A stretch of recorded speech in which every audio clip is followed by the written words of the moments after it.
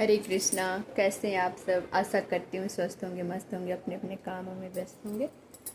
तो मैं सुधा पांडे, रात बज रहे हैं 10, साढ़े 9 सॉरी। और हमारे ठाकुर जी भोग लगा चुके हैं। आज भोग में हमने इनको बनाया था सूजी का हलवा। ये खा चुके हैं, अब हम सब खाएंगे प्रसाद।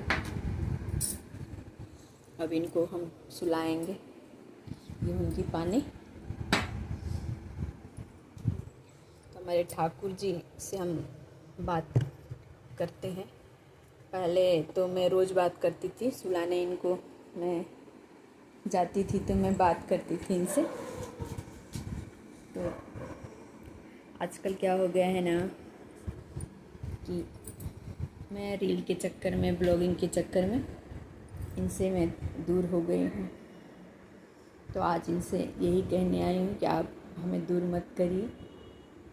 टाइम हम बनाएंगे, जितना इनकी सेवा जिनसे इनसे मैं बातें करती थी मैं फिर से अब करूँगी। इनकी सेवा में कोई कमी नहीं होना चाहिए। ये आप लोग सुधा को हरदम खिलखिलाते हुए, हंसते हुए आप देखते हैं ना, तो यही है हमारे लिए ज़िंदगी में।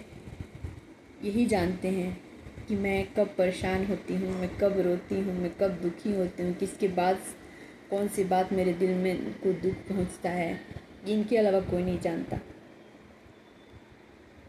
जब भी मैं परेशान होती हूँ ना, मैं क्या है ना कि मैं आंसू अपने किसी से नहीं दिखाती। आज तक मेरे को कोई रोते हुए नहीं देखा है।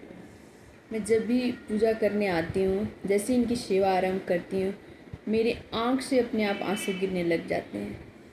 ऐसे लगता है कि कोई डांट दिया है और माँ को देखते ही बच्चे गले लग के रोने लग जाते हैं ना। यही फीलिंग मेरे इनके साथ है। इनके करीब आते ही मेरे सारे दर्द आंखों से बहने लग जाता है। मैं कब परेशान हूँ, कब दुखी हूँ, किसके बात से दुखी हो रही हूँ, सिर्फ यही मेरे आंसू देखते हैं।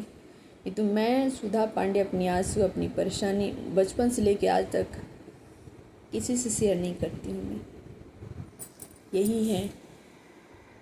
बचपन में मैं महादेव जी की भक्ति, बजरंगबली की भक्ति, मैं महादेव जी की पूरी बलपत्र चढ़ाती थी, पूरा साउंड 501, और उस पर राम राम लिखती थी।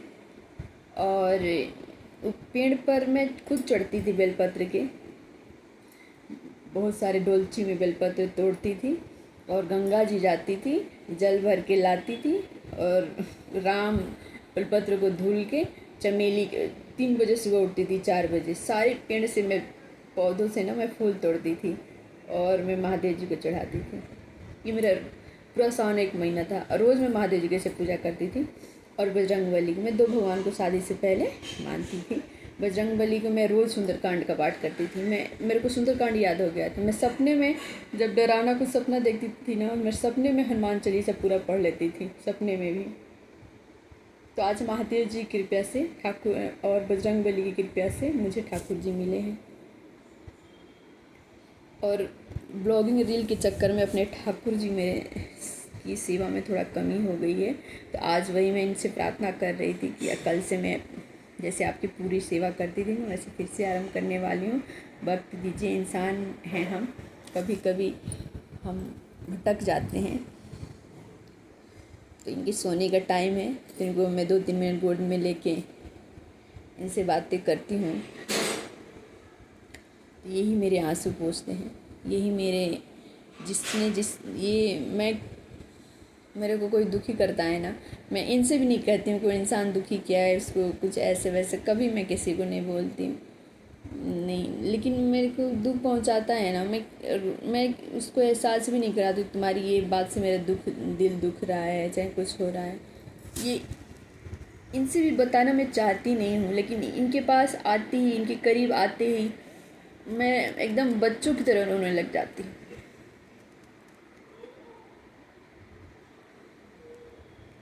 तो इनके करीब आते ही मेरे आँख से आंसू भरने लग जाते हैं।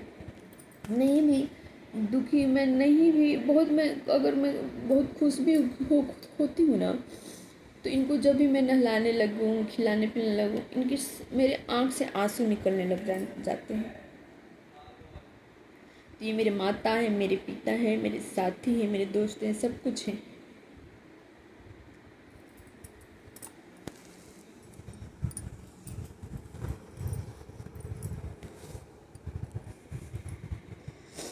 आप लोग दर्शन करिए हमारे ठाकुर जी की। मैं ज़्यादा बोल नहीं सकती, मेरा मन ही इमोशनल हो जाता है, तो मेरे को बोला नहीं जाता मेरे।